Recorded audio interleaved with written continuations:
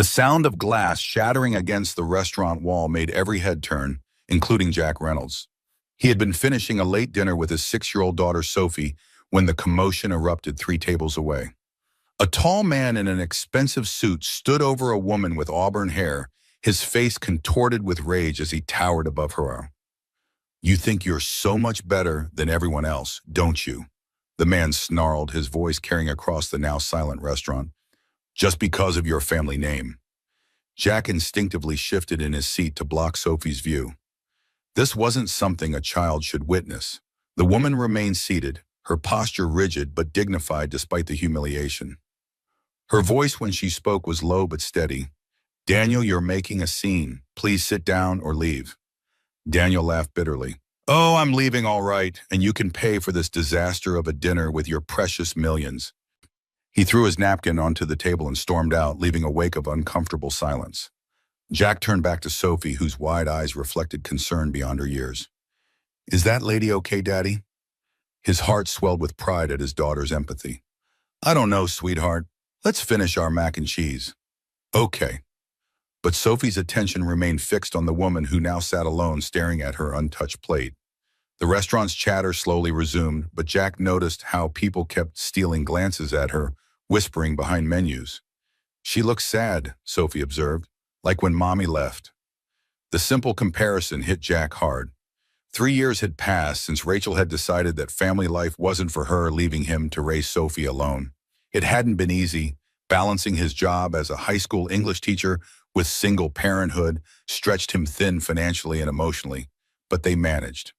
"Sometimes grown-ups have arguments, Soph. It's not our business." Sophie pushed her plate away. "But she's all alone now." Jack sighed, recognizing the stubborn set of his daughter's jaw. When she got that look, there was no deterring her. He glanced at his watch.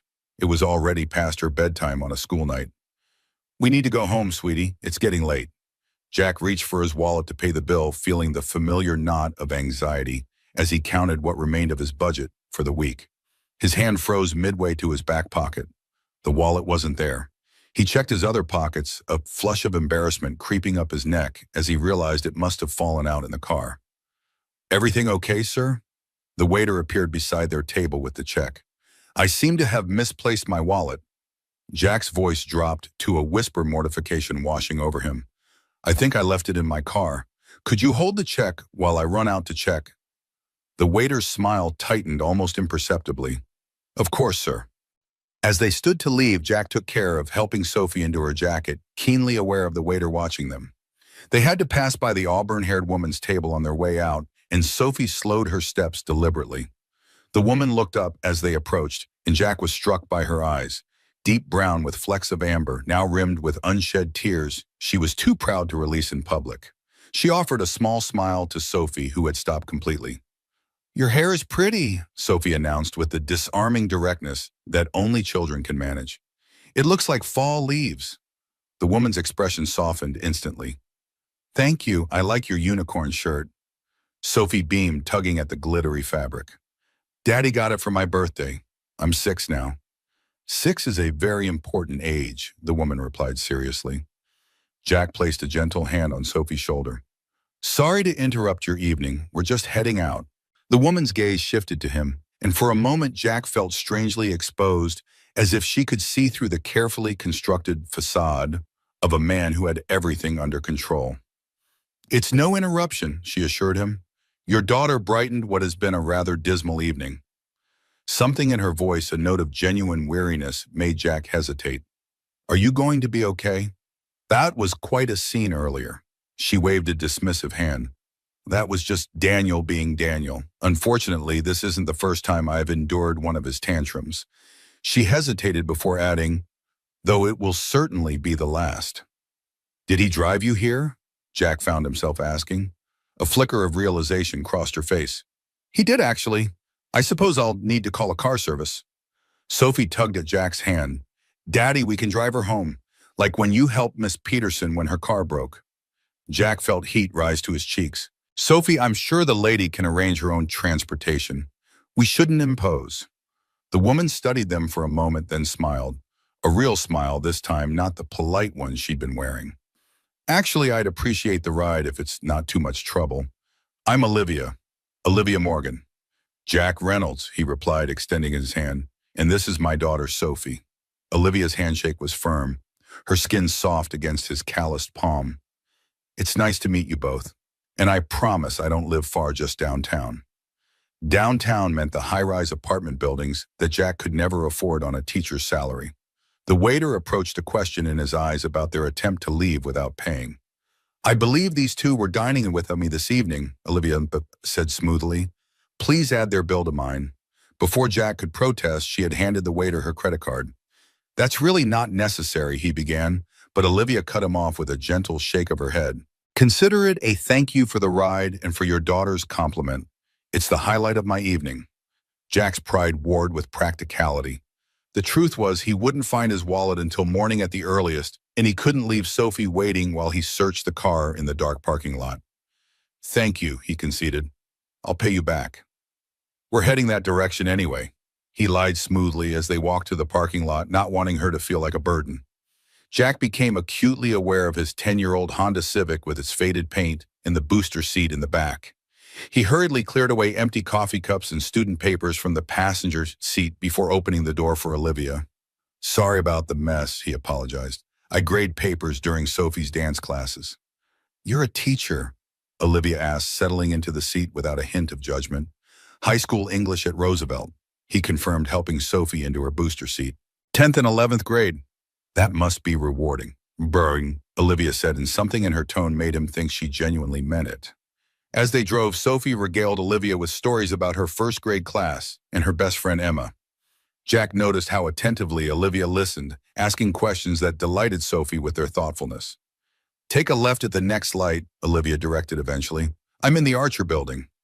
Jack couldn't hide his surprise.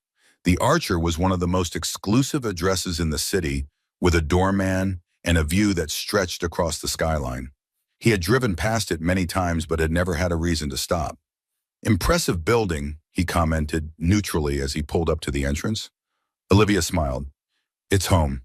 Thank you both for the ride. She turned to look at Sophie in the back seat. And thank you for cheering me up, Sophie. 6 really is a magical age. She reached for the door handle, then paused. I don't suppose... Would you like to have coffee sometime, Jack?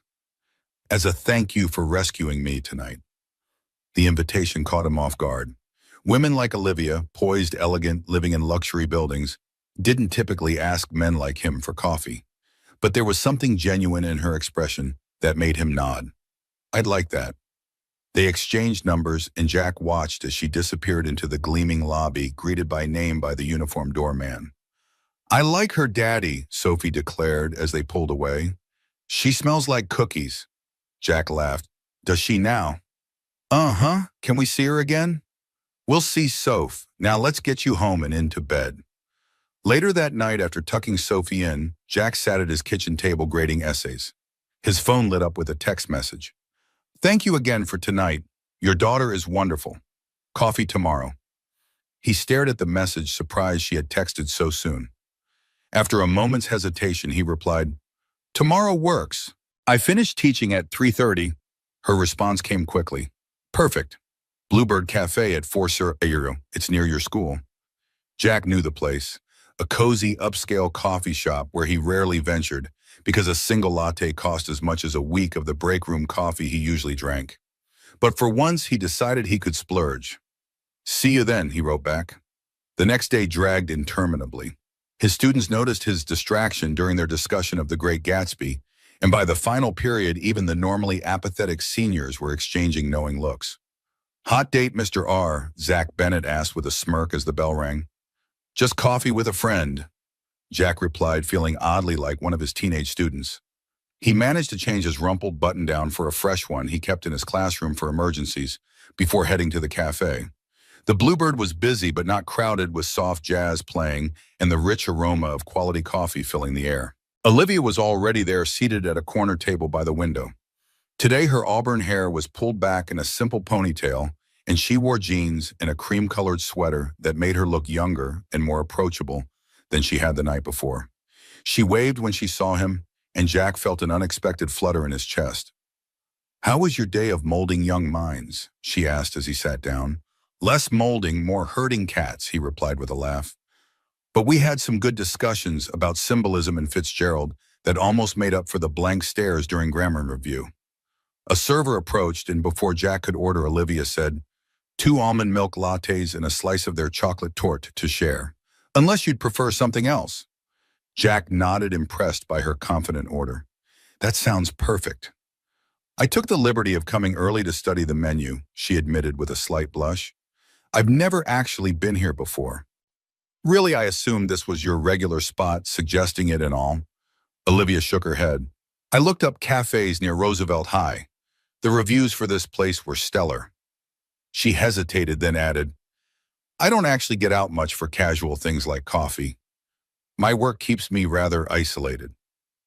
What do you do? Jack asked, realizing he knew almost nothing about her beyond her name and address.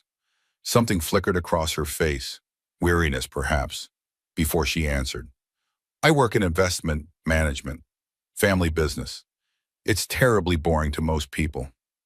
Try explaining the nuances of semicolon usage to 16-year-olds, Jack countered. I think I win the boring job contest. Her laugh was warm and genuine. Fair point, but I bet you make a difference every day. That's something special. Their conversation flowed easily after that. Olivia asked thoughtful questions about his teaching philosophy and listened intently to stories about Sophie. In turn, she shared anecdotes about growing up with 3 older brothers and her passion for art history, which she'd studied in college before joining her family's firm. I still visit museums whenever I can, she told him. There's something about standing in front of a painting that survives centuries that puts everything in perspective. Sophie would love that, Jack said, without thinking. She's going through an artistic phase. Our refrigerator is covered in masterpieces. I'd love to see them sometime, Olivia said softly, then looked surprised at her own words. 2 hours passed in what felt like minutes. When Jack finally checked his watch, he jumped up. I need to pick up Sophie from her after-school program. I'm so sorry. Don't apologize, Olivia insisted, gathering her things. Family comes first always. There was something in her tone, a sincerity that went beyond politeness, that made Jack pause. Would you like to join us for dinner? It's nothing fancy, just spaghetti night at our place, but Sophie would be thrilled. The invitation had slipped out impulsively, and he immediately worried it was too forward or too mundane for someone like Olivia, but her face lit up. I'd love that if you're sure I won't be intruding. Not at all, Jack assured her, trying to remember if he'd picked up his laundry from the living room floor that morning. They took separate cars, Olivia following in a modest silver Audi that surprised Jack with its understated practicality. Sophie was ecstatic to see Olivia again, immediately dragging her to see the classroom pet hamster she'd been allowed to bring home for the weekend. Jack's apartment was in an older building on the edge of a decent neighborhood. It was small but tidy, with mismatched furniture and walls decorated with Sophie's artwork. He felt a flash of self-consciousness as Olivia took it all in, but if she was judging their modest home, it didn't show on her face. This is so cozy, she said, running her hand along the worn leather of his second-hand couch. It feels like a real home. Sophie appointed herself tour guide, proudly showing Olivia her room with its unicorn bedspread and overflowing bookshelf. Daddy reads to me every night, she informed Olivia, even when he's super tired. That's because books are magic, Jack called from the kitchen, where he was putting water on to boil. Can I help with dinner? Olivia offered, joining him. You can chop the garlic if you want, he suggested, sliding a cutting board her way. Olivia picked up the knife with surprising confidence. My housekeeper taught me some basics. She got tired of me eating takeout every night. You have a housekeeper? Sophie asked, climbing onto a stool at the counter. Olivia froze momentarily. I do. Her name is Rosa, and she's been with my family since I was younger than you. Cool, is she nice? Does she make cookies? Daddy makes the best chocolate chip cookies. Olivia relaxed at Sophie's simple acceptance. She does make amazing churros. Maybe you can try them sometime. The evening unfolded with a natural ease that surprised Jack. Olivia fit seamlessly into their routine, helping Sophie set the table and listening to her chatter about school. During dinner, she shared a story about her brothers teaching her to play baseball that had Sophie giggling uncontrollably. After they'd eaten, Olivia insisted on helping with dishes while Jack supervised Sophie's bath time. When he returned to the kitchen, he found Olivia staring at the calendar on his refrigerator where he'd carefully noted parent-teacher conferences, bill due dates, and Sophie's activities. "You juggle a lot," she observed quietly. Jack shrugged. "No more than any single parent." "But you do it with such grace," Olivia said, turning to face him. "Sophie is extraordinary, and that's because of you." Something in her expression, admiration tinged with something deeper, made his heart race. They stood there in his small kitchen, the distance between them charged with possibility. The moment was broken by Sophie calling from the bathroom. "Daddy, I'm ready for my story." Olivia smiled. "Go read some magic." "You're welcome to join us," Jack offered. And so he found himself sitting on Sophie's bed with Olivia beside him, reading Charlotte's Web, while Sophie nestled between them. By the time Wilbur was meeting Charlotte for the first time, Sophie had fallen asleep. "She had a big day," Jack whispered, carefully extracting himself. Olivia followed him out of the room, and he closed the door halfway, leaving it open just enough for the hallway light to filter in. In the living room, an awkward silence fell between them. It had been so long since Jack had navigated these waters. The end of an evening with a woman he was attracted to, the question of what came next hanging in the air. "I should probably go," Olivia said finally. "I have an early meeting tomorrow." Jack nodded, trying to hide his disappointment. "Thank you for joining our chaotic dinner." "It was the best evening I've had in longer than I can remember," she admitted. "Would you like to do something this weekend? All three of us. There's an interactive art exhibit at the Children's Museum that Sophie might enjoy." "She'd love that," Jack said, relief washing over him. "So would I." At the door, Olivia hesitated, then leaned forward and kissed his cheek. "Good night, Jack." The weekend date at the museum turned into dinner afterward, which evolved into a Sunday afternoon at the park. Before Jack knew it, Olivia had become a regular fixture in their lives. She brought thoughtful gifts for Sophie, art supplies, books, a telescope that Jack knew cost more than he'd spend on Christmas, but always checked with him first and never made him feel like her generosity was charity. What surprised Jack most was how down-to-earth Olivia was. She arrived for their outings in jeans and sweaters, drove her modest Audi rather than calling a car service, and seemed genuinely delighted by simple pleasures like ice cream from a street vendor or feeding ducks at the park. Only occasionally did glimpses of her other life show through. The way maitre d's sometimes recognized her at restaurants, how she absent-mindedly mentioned meeting the mayor at a function, or the time she had to reschedule their plans because her helicopter couldn't take off due to weather. "Helicopter," Jack had repeated, sure he'd misheard. "For a client meeting upstate," Olivia had explained quickly. "One of the perks, or hazards, of the job." He knew she came from money. Her apartment in the Archer had made that clear from the start, but the extent of her wealth remained vague. Whenever the topic veered toward her work or background, she deftly redirected the conversation.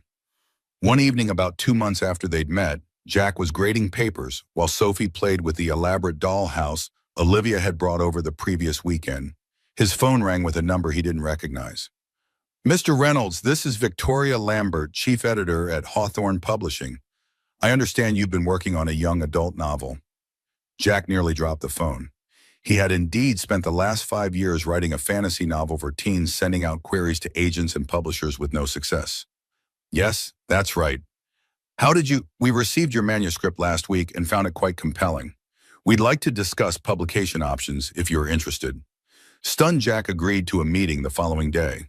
After hanging up, he sat in disbelief. He hadn't submitted to Hawthorne, one of the biggest publishers in the country, because they didn't accept unsolicited manuscripts. When Olivia arrived for dinner that night, bringing takeout from his favorite Thai restaurant, he recounted the strange call. "That's amazing," she exclaimed, but something in her expression made him suspicious. "Olivia," he said slowly, "did you have something to do with this?" She busied herself with unpacking the food. "I may have mentioned your book to a friend who knows someone at Hawthorne." "How did you even get a copy of my manuscript?" he asked, torn between gratitude and unease. Olivia looked embarrassed. "Remember when I borrowed your laptop to check my email while you were bathing Sophie? I saw the file on your desktop." She reached for his hand. "I only read a few pages, but it was brilliant, Jack. You deserve this chance." A mixture of emotions churned inside him. Appreciation for her belief in him, discomfort at the invasion of privacy, and concern about owing his potential success to connections rather than merit. You went through my personal files. The words came out sharper than he intended. And then sent my work to someone without asking me. Olivia's face fell. I thought you'd be happy. I am. I mean, it's an incredible opportunity, but Jack ran a hand through his hair, struggling to articulate the complex feelings swirling inside him. This is my work, Olivia, my private creative world that I've been building for years. You can't just take it and pass it around without my permission. I was trying to help. Her voice had grown small. I know how talented you are, and I wanted others to see it too. But that wasn't your decision to make. Jack stood up, pacing the small kitchen. Do you have any idea how this makes me feel? Like I couldn't succeed on my own merits? Like I needed someone with connections to make it happen? Sophie appeared in the doorway, her eyes wide with concern. Why are you yelling, Daddy? Jack immediately softened his tone. I'm not yelling, sweetheart. Olivia and I are just having a grown-up discussion. It sounds like fighting. Sophie's lower lip trembled. Olivia knelt down to Sophie's level. Sometimes adults disagree, but it doesn't mean we're angry at each other. We're just talking about something important. Sophie looked unconvinced. Are you going to leave like Mommy did? The innocent question hit them both like a physical blow. Jack moved to his daughter's side, pulling her into a hug. No one's leaving, Soph, I promise. Olivia's eyes filled with tears. I should go, she whispered, gathering her purse. I didn't mean to upset anyone. Olivia, wait, Jack began, but she was already heading for the door. Call me when you've had time to think, she said, her voice breaking slightly. I really was just trying to help. After she left, Jack sat on the couch with Sophie reading her extra stories until she fell asleep. He spent the restless night replaying their argument, his anger gradually giving way to a more nuanced understanding. Yes, Olivia had overstepped, but her intentions had been good. And wasn't this opportunity what he'd been working toward for years? The meeting with Hawthorne the next day went better than Jack could have dreamed. They offered an advance that would ease his financial strain considerably and talked enthusiastically about a potential series. When he called Olivia afterward, her voice was cautious. How did it go? They loved it, he admitted. They're offering a 3-book deal. Jack, that's wonderful. I'm still upset about how this happened, he interrupted. But I understand you were trying to do something kind. I just need you to respect my boundaries in the future. I will, she promised. I should have asked first. I'm not used to considering others in my decisions. There was something revealing in that statement, a glimpse into a life where Olivia was accustomed to acting unilaterally. Jack found himself softening further. I'd like to see you, he said, to talk in person. They agreed to meet at a small park near Sophie's school the following afternoon. Jack arrived early, watching as Olivia approached in a simple blouse and jeans, her hair loose around her shoulders. Despite their argument, his heart still quickened at the sight of her. I owe you an apology, she began, before he could speak. What I did was presumptuous and invasive. I'm used to making things happen, to fixing problems, but I shouldn't have treated your work, something so personal, as just another situation to manage. Jack nodded, appreciating her directness. I accept your apology, and I should thank you for believing in my writing enough to share it. Not many people have. They walked in silence for a moment, the tension between them gradually easing. There's something else I need to tell you, Olivia said, finally stopping to face him. Something I should have shared from the beginning. Jack braced himself, unsure what revelation was coming. My family doesn't just work in investments, she began, her voice steady despite the nervousness in her eyes. Morgan isn't just any investment firm. It's Morgan Global Investments. The name clicked in Jack's mind. One of the largest financial institutions in the country, frequently mentioned in business news. And I'm not just an employee, Olivia continued. I'm the CEO. After my father stepped down last year, I took over. Jack's mind struggled to process this information.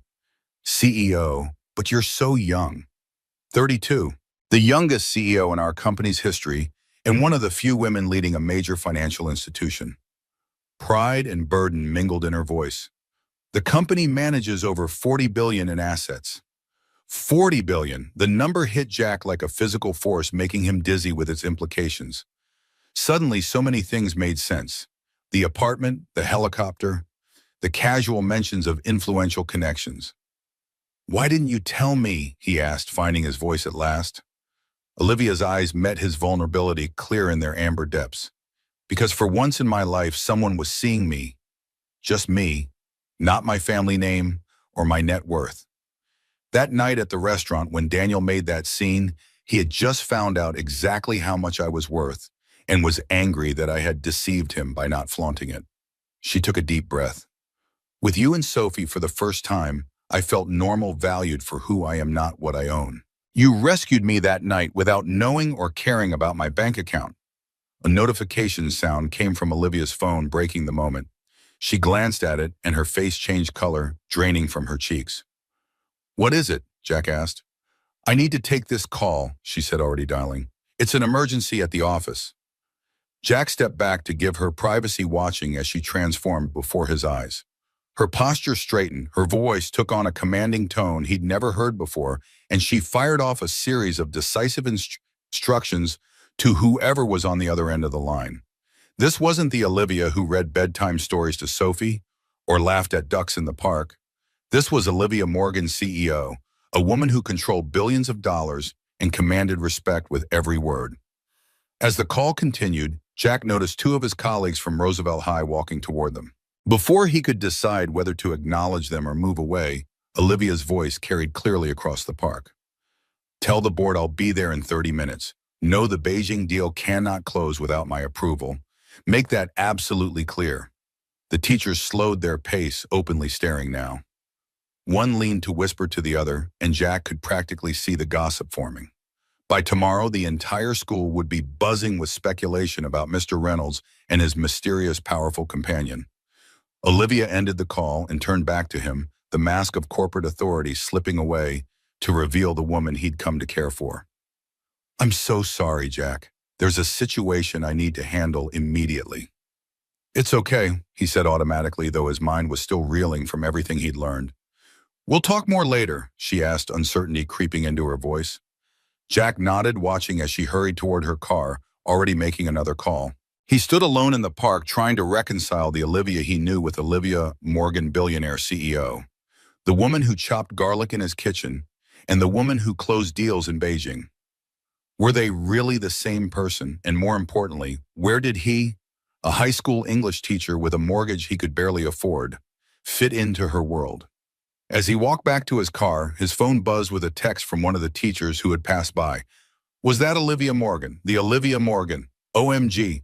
Jack, spill everything tomorrow. Reality crashed down around him. His private life was about to become very public, and he wasn't sure either of them was ready for what that would mean.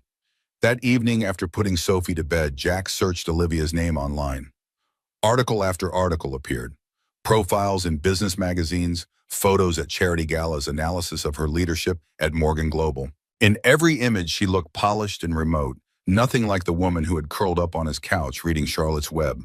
One headline in particular caught his eye: America's most eligible billionaire, the private life of Olivia Morgan.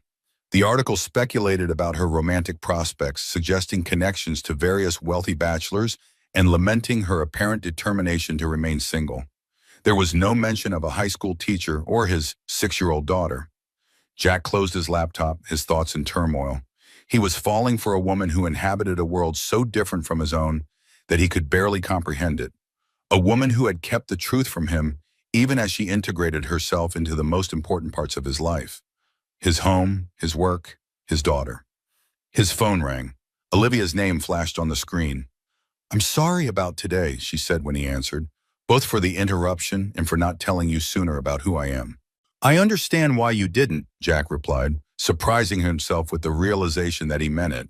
Everyone wants something from you. Except you, she said softly. You just wanted me. The simplicity of the statement hung between them, honest and vulnerable. I still do, he admitted, but I don't know how this works, Olivia. Our worlds are so different. They don't have to be separate worlds, she argued. They can overlap, intersect. We can create our own world together. Jack thought of Sophie, of how quickly she had grown attached to Olivia, and of how devastated she would be if Olivia disappeared from their lives as suddenly as she had appeared. It's not just about us, he said. Sophie adores you. If this doesn't work... I know, Olivia's voice was solemn. I adore her too, which is why I want to try to make this work. really work. No more secrets, no more pretending to be someone I'm not. No more sending my manuscripts to publishers without asking. Jack couldn't help adding a hint of humor returning. Olivia laughed, the sound warming him even through the phone. No more unauthorized manuscript submissions, I promise. They talked late into the night, Olivia sharing more about her life as CEO, the pressures and privileges that came with her position. Jack told her about his dreams for his writing, his fears for Sophie's future, the everyday struggles and joys of his more ordinary existence. By the time they said goodnight, something had shifted between them, a deeper understanding, a more honest foundation. Jack still wasn't sure how their story would unfold, but for the first time, he allowed himself to imagine a future where their worlds truly did overlap, creating something neither of them could have built alone. The next morning, as Jack arrived at Roosevelt High, he immediately sensed the change. Colleagues glanced his way with newfound curiosity. Conversations hushed as he passed in the hallway. By lunchtime, the principal had summoned him to her office. Jack, she began, her tone carefully neutral. There's been some talk around the school today. About Olivia Morgan, he guessed. The principal nodded. Several staff members believe they saw you with her yesterday. Naturally, there's interest given her prominence. Jack straightened in his chair. I'm seeing Olivia, yes. I prefer to keep my personal life private, but I understand the curiosity. It's more than curiosity, Jack. Ms. Morgan is a very public figure. If your relationship becomes known, it could bring attention to the school, attention we're not necessarily prepared for. The implication was clear. His private choices could have professional consequences. The thought ignited a spark of defiance in Jack's chest. I wasn't aware that teachers' dating lives were subject to administrative approval, he said evenly. The principal backpedaled quickly. Of course they're not. I'm simply suggesting discretion for everyone's sake. As he left her office, Jack's phone buzzed with a text from Olivia. Are we still on for dinner tonight? I'd like to cook for you and Sophie at my place. Jack hesitated. Dinner at Olivia's meant entering her world fully for the first time. Not just the glimpses he'd had from the outside, but immersion in the life she normally lived. Was he ready for that? Was Sophie? We'd love to, he texted back, making the decision to move forward, despite his lingering doubts. That evening, as they approached the Archer building, Sophie bounced with excitement in the back seat. Does Olivia live in a castle? Jack smiled at her through the rearview mirror. Not exactly sweetheart, but I bet her place is pretty nice. Nicer than our apartment. Probably a bit bigger. Jack understated, remembering that the Archer's smallest units were still twice the size of their home. The uniformed doorman greeted them with practiced deference. Good evening, sir. Ms. Morgan is expecting you. Penthouse floor. Of course it was the penthouse. Jack tried to keep his expression neutral as he and Sophie stepped into the private elevator that required a keycard for access. This is like a spaceship, Daddy. Sophie's eyes were wide with wonder as the elevator ascended silently. When the doors opened, they stepped directly into a foyer that was larger than Jack's living room. Beyond it stretched an expanse of gleaming hardwood floors, floor-to-ceiling windows, revealing a panoramic view of the city skyline, now bathed in the golden light of sunset. Olivia appeared from what Jack presumed was the kitchen, wearing jeans and a simple blouse, her hair tied back in a loose knot. Despite the casual attire, she looked somehow different here, more at home in this space of understated luxury than she ever had in his modest apartment. You came, she said, relief evident in her voice. She knelt down to Sophie's level. What do you think of my home, Sophie? The little girl was momentarily speechless, taking in the vastness of the penthouse, the view, the minimalist, yet clearly expensive furnishings. Then her attention caught on something across the room, a large glass-enclosed bookcase filled with children's books. You have so many books, Sophie exclaimed, already moving toward the treasure trove. Olivia smiled. I may have done a little shopping when I found out you were coming. I wasn't sure which ones you already had. Jack raised an eyebrow. A little shopping. There had to be over 100 books in the case, many of them hardcover editions he recognized as collector's items or limited releases that cost more than his weekly grocery budget. Olivia had the grace to look slightly embarrassed. I got carried away. Books are magic, right? The evening progressed with Sophie exploring the penthouse while Olivia prepared dinner. a homemade pasta dish she claimed Rosa had taught her to make. Jack offered to help, but found himself more of a hindrance in the professional-grade kitchen with its unfamiliar equipment. "How many people usually eat here?" he asked, noting the formal dining room with its table that could seat 12. "Just me most nights," Olivia admitted. "Sometimes I have colleagues over for business dinners, but those are usually catered." The image of Olivia eating alone at that massive table struck Jack as profoundly sad. No wonder she had so eagerly inserted herself into their messy, cramped family dinners. After they ate, Olivia gave them a proper tour of the penthouse. Beyond the main living area were 4 bedrooms, each with its own bathroom, a home office larger than Jack's classroom, a media room, and a small gym. One room stood empty except for a baby grand piano. "I always meant to learn," Olivia explained when Jack asked about it. "It was my mother's. She was an accomplished pianist." Was, Jack caught the past tense. "She died when I was 12. Cancer." Olivia's voice was matter-of-fact, but Jack sensed the well of grief beneath the simple statement. "I'm sorry," he said, touching her arm gently. Sophie, who had been exploring the room's acoustics by singing to hear her echo, came to stand beside them. "My mommy didn't die," she said solemnly. "She just didn't want to be a mommy anymore." Jack winced at his daughter's blunt assessment, but Olivia knelt down to Sophie's level. "Sometimes adults make choices that hurt the people they love, even when they don't mean to. It doesn't mean there's anything wrong with you." Sophie considered this. "Do you want to be a mommy?" The directness of the question hung in the air between them. Jack started to intervene, but Olivia answered first. "I think being a mommy to the right child would be the greatest adventure in the world." Something shifted in Jack's chest at her word. A recognition of the future they might build together, a future that had seemed impossible just days earlier, when he didn't know who she truly was, but now felt tantalizingly within reach. Later, after Sophie had fallen asleep in one of the guest bedrooms, surrounded by new books, Jack and Olivia sat on the balcony overlooking the city. "You've created a beautiful life," Jack said, gesturing to the penthouse, the view all the trappings of her success. "A beautiful cage," Olivia corrected softly. "Until you and Sophie, I didn't realize how lonely I was in it." Jack thought about the contrast between their lives. Her wealth and his modest means, her corporate power and his classroom authority, her solitude and his busy parent-teacher conferences. Separately, neither life was perfect. Together, perhaps they could be. "I'm still not entirely sure how I fit into your world," he admitted, "or how you fit into mine." Olivia reached for his hand. "We create a new world, one that takes the best of both."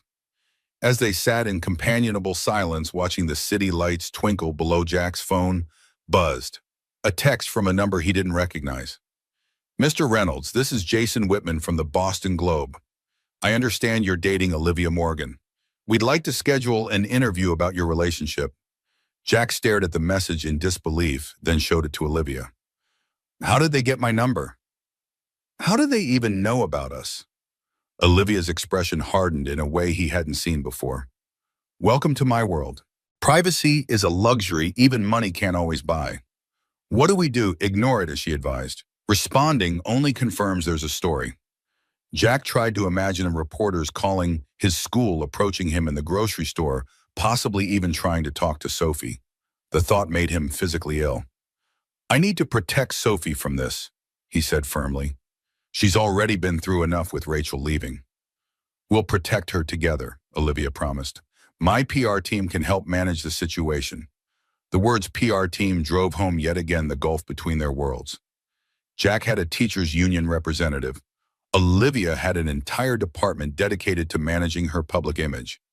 As they drove home that night, Sophie asleep in the back seat, clutching one of her new books, Jack struggled with conflicting emotions. He was falling in love with Olivia, the real Olivia, billionaire CEO and all, but he was also increasingly aware of the complications her wealth and status would bring to their lives. The next morning, Jack found 3 more messages from different reporters on his phone. When he arrived at school, a photographer was waiting in the parking lot. "Mr. Reynolds, can you comment on your relationship with Olivia Morgan?" The man called camera already raised. Jack hurried into the building, heart pounding. In the teacher's lounge, conversation stopped when he entered. His colleague, Martin, approached, concern evident on his face. "There's a reporter trying to get into the building," he warned. Security stopped him, but he's claiming he just wants to talk to you about your billionaire girlfriend. The principal called Jack to her office before first period. This is exactly what I was concerned about, she said, her expression grim. We can't have media disrupting our school day. I understand, Jack said. I'm doing everything I can to keep my private life private. Perhaps you should consider whether this relationship is worth the disruption, she suggested, not unkindly, for your career and for your daughter. The comment stung all the more because it echoed Jack's own doubts. He taught his students about the great romances in literature, Romeo and Juliet, Elizabeth and Darcy, but those were fiction. In real life, love didn't always conquer all, especially when the obstacles were as substantial as the ones he and Olivia faced. By lunchtime, Jack had received a dozen more messages from reporters. He turned his phone off and tried to focus on teaching, but found his thoughts constantly returning to Olivia. Was this what her life was always like? Constant scrutiny, invasion of privacy, judgment from strangers? When he picked Sophie up from her after-school program, the coordinator pulled him aside. There was a woman here earlier asking questions about Sophie, she said in a low voice. She claimed to be from a parenting magazine doing a story on after-school activities, but she seemed particularly interested in your daughter. Jack felt a chill run through him. Did she speak to Sophie? No, of course not. We never allow strangers access to the children, but I thought you should know. Jack thanked her, then hurried Sophie to the car, checking over his shoulder for anyone who might be following them. This was getting out of hand. At home, he called Olivia, who answered immediately. I was just about to call you, she said. I've seen the online articles. I'm so sorry, Jack. Articles? What articles? Nothing substantial yet, just gossip sites speculating about us. But my PR team warned me it's likely to escalate. Jack sank onto the couch, suddenly exhausted. Someone tried to talk to Sophie at her school today. Olivia's sharp intake of breath was audible. That crosses a line. I'll have security arranged for both of you immediately. Security, Olivia. We can't live like that. Sophie can't live like that. There was a long pause. What are you saying, Jack? He closed his eyes, the weight of the situation pressing down on him. I don't know. I just know I need to protect my daughter. And you think I'm a threat to her, hurt-colored Olivia's voice. Not you, Jack clarified. This situation, the attention, she's just a little girl who already lost her mother. I can't let her world be turned upside down again. Neither spoke for a moment. The unspoken question hanging between them was their relationship worth the cost. What if we step back, Olivia suggested finally, just for a while until the interest dies down. We could be more discreet, meet less frequently. The thought of seeing less of Olivia created an ache in Jack's chest, but he couldn't deny the logic of her suggestion. Maybe that would help. I understand if you need to protect Sophie, Olivia said, her voice small. She has to come first.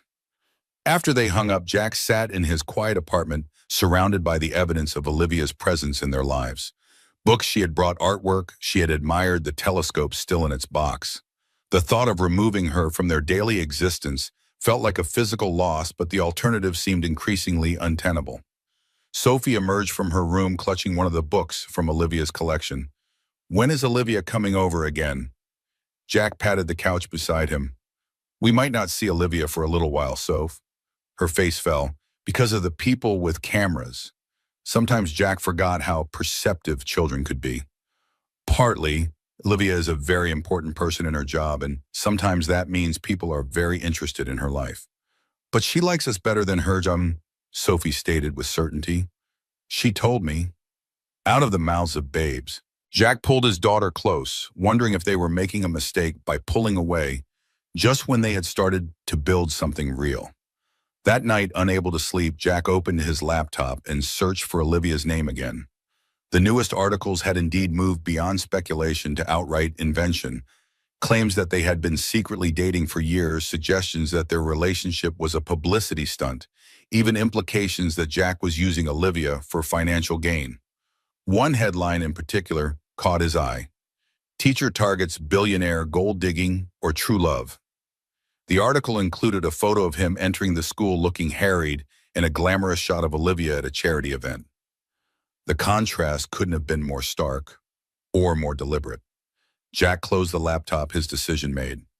Tomorrow he would talk to Olivia about taking more than a step back. For Sophie's sake, for his own professional reputation, perhaps they needed to end things entirely before they got even more complicated. His phone lit up with a text. Olivia again.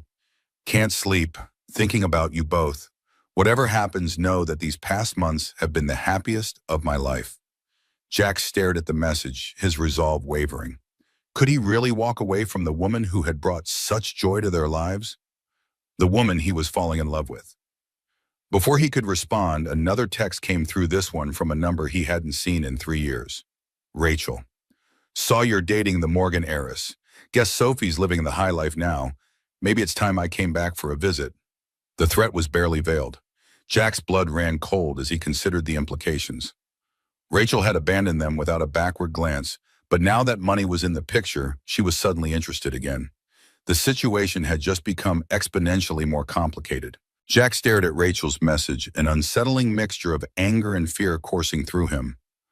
The timing couldn't be more suspicious. 3 years of complete absence, not even a birthday card for Sophie, and now she suddenly wanted to visit after seeing news about Olivia. He took a screenshot of the text and forwarded it to Olivia before he could second-guess himself. His phone rang almost immediately. This is extortion? Olivia's voice was tight with controlled rage. She abandoned Sophie and now wants to leverage your relationship with me for money. It gets worse. Jack pressed his forehead against the cool kitchen counter. The principal suggested today that my relationship with you might not be worth the disruption to my career. The silence on the other end spoke volumes, which is when Olivia finally responded, her voice had lost its executive sharpness, replaced by a vulnerable uncertainty Jack had rarely heard from her. Do you agree with her? Jack closed his eyes, the weight of everything pressing down on him. 3 days ago, my biggest worry was whether Sophie's science project would dry in time for school. Now I'm fielding calls from reporters worrying about strange women trying to talk to my daughter and dealing with my ex suddenly reappearing. This isn't the life I signed up for. It's not the life I wanted for you either, Olivia whispered. Maybe we should talk in person. They arranged to meet at her penthouse the following evening. Jack would bring Sophie to stay with his neighbor, Mrs. Chen, who often watched her when he had evening obligations at school. Sleep evaded him that night, his mind cycling through worst-case scenarios. By morning, there were 2 more texts from Rachel, each more pointed than the last. Wonder what a judge would think about Sophie living in a media circus. And I bet those Morgan lawyers are expensive. Hope your new girlfriend is willing to pay. When Jack arrived at school, a small cluster of reporters had gathered at the entrance. The principal met him at a side door, her expression grim. This can't continue, Jack. It's affecting the entire school. A knot of dread tightened in his stomach. I understand. I'm meeting with Olivia tonight to figure this out. Good. The principal hesitated, then added, the school board called this morning. They're concerned about the attention. The implied threat hung in the air between them. Jack had been hoping for the department chair position that would open next semester, a promotion that would significantly ease his financial situation. Now that opportunity seemed to be slipping away, another casualty of his complicated relationship. His students were unusually subdued that day, except for the inevitable whispers that fell silent when he approached. During his planning period, Jack checked his email to find a message from his literary agent. Hawthorne Publishing was reconsidering the terms of his contract due to unforeseen circumstances.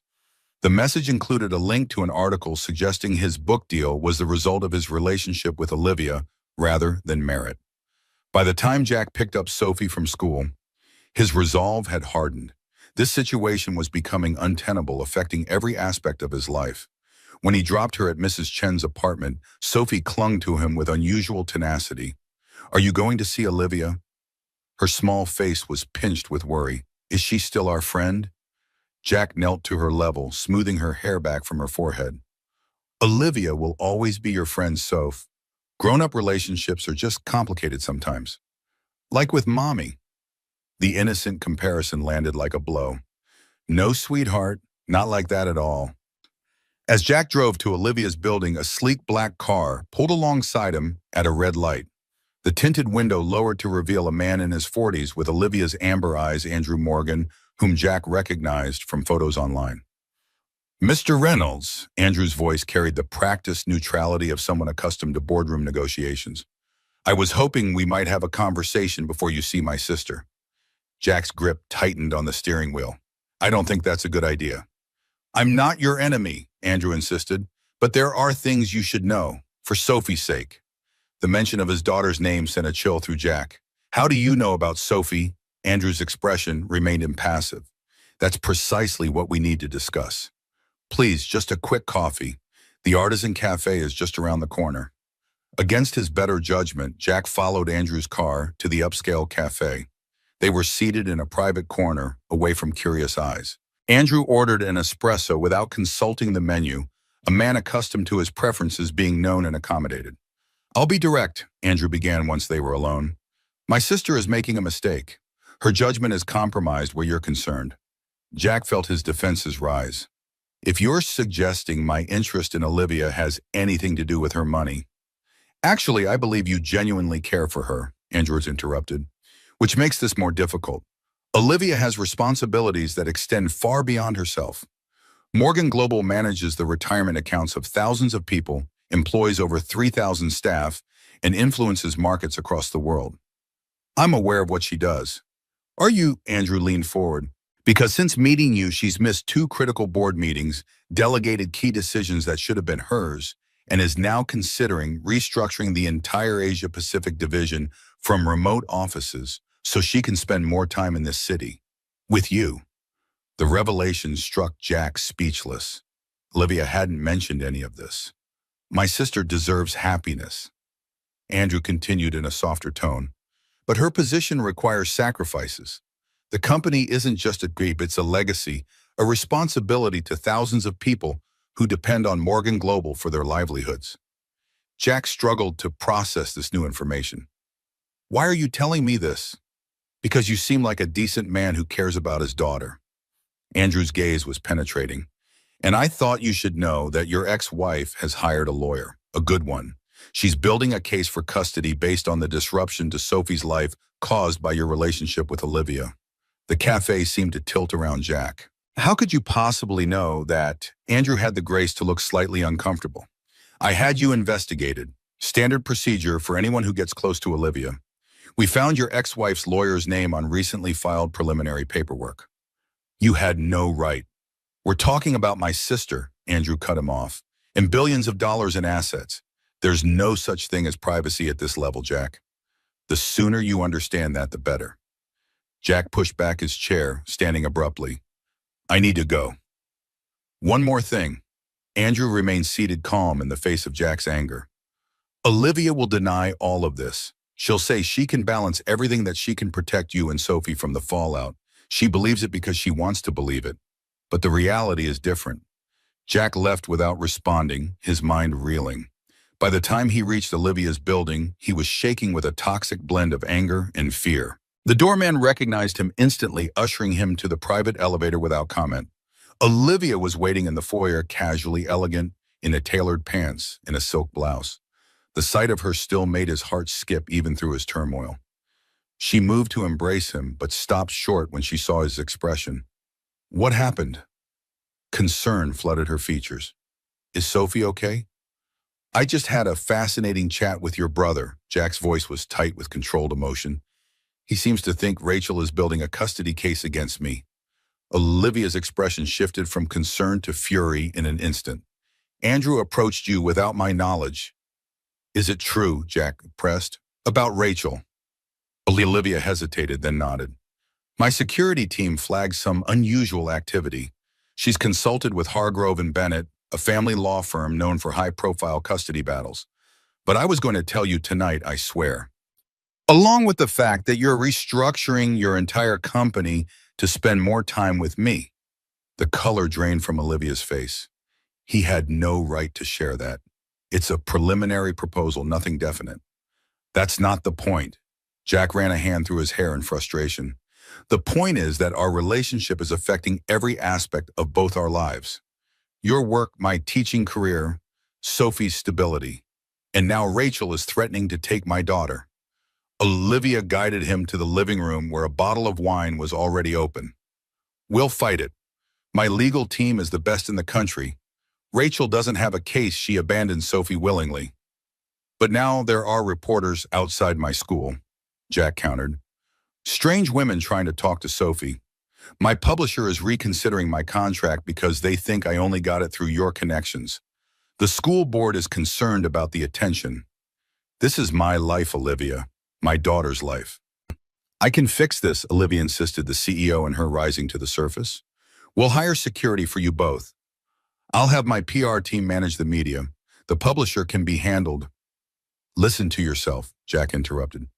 Security PR teams. This isn't normal, Olivia. This isn't the life I want for Sophie. Olivia fell silent, her fingers twisting the stem of her untouched wine glass. When she spoke again, her voice had lost its commanding tone. What are you saying, Jack? I'm saying maybe your brother is right, Jack admitted, the words painful to voice. Maybe we're fooling ourselves thinking this can work. Tears welled in Olivia's eyes, but she blinked them back with practiced control. I thought you were different. I thought you saw me, not my bank account or my last name. I do see you, Jack insisted, reaching for her hand across the coffee table. That's why this is so hard. Because I'm falling in love with you, the real you who reads the Sophie and makes pasta from scratch and gets excited about art museums. But I can't separate that person from Olivia Morgan, CEO, whose life comes with paparazzi and security concerns and brothers who investigate the people she dates. A single tear escaped, tracking down Olivia's cheek. So that's it. We just give up. I don't know, Jack admitted, but I know I can't risk losing Sophie. She's already lost one parent. I won't let her lose another. Olivia nodded slowly, her composure returning like armor, sliding into place. Then perhaps we should take a step back, give things time to settle down. I think that might be best, Jack agreed, though the words felt like gravel in his throat. They sat in painful silence, the city lights twinkling beyond the floor-to-ceiling windows. Finally, Olivia stood, moving to the bar cart to pour herself something stronger than wine. Will you tell Sophie? I'll have to, Jack replied. She'll notice when you're not around. Tell her, Olivia's voice caught. Tell her I miss her already. Jack left shortly after the goodbye, awkward and strained. The doorman called a taxi, refusing Jack's attempt to decline the service. As the car pulled away from the gleaming tower, Jack watched Olivia's building recede in the rear window, wondering if he'd just made the biggest mistake of his life. The next morning, Sophie asked about Olivia over breakfast, her small face serious. Did you and Olivia have a fight? Jack set down his coffee mug, choosing his words carefully. Not exactly, but we decided we need to take a break from seeing each other for a while. Sophie's lower lip trembled. Because of the people with cameras, or because of me? Absolutely not because of you, Jack assured her quickly. You're the most important person in my life, Soph. Nothing will ever change that. But Olivia made you happy, Sophie persisted with the devastating insight of children. You smile more when she's here. Jack had no answer for that. Instead, he hugged his daughter close, breathing in the strawberry scent of her shampoo, wondering how to protect her from the complications his choices had created. The reprieve was brief. That afternoon, as Jack was leaving school, he found Rachel waiting by his car. 3 years had changed her, little, still slender, still beautiful, with the same restless energy that had once attracted him. She wore expensive clothes now, a far cry from the struggling graduate student he'd married. Hello, Jack. Her smile hadn't changed either, confident and slightly predatory. Surprised to see me, Jack glanced around, checking for photographers or curious onlookers. What are you doing here, Rachel? Visiting my daughter, of course. She leaned against his car, casual, as if she hadn't disappeared from their lives without warning. Though I hear she might be getting a billionaire stepmother soon. Quite the upgrade from our little apartment. Sophie isn't a bargaining chip. Jack kept his voice low, mindful of students still trickling out of the building. And if you think you can use my relationship with Olivia to extort money. Such an ugly word, Rachel interrupted, her smile never faltering. I prefer to think of it as reconnecting with my family at an opportune time.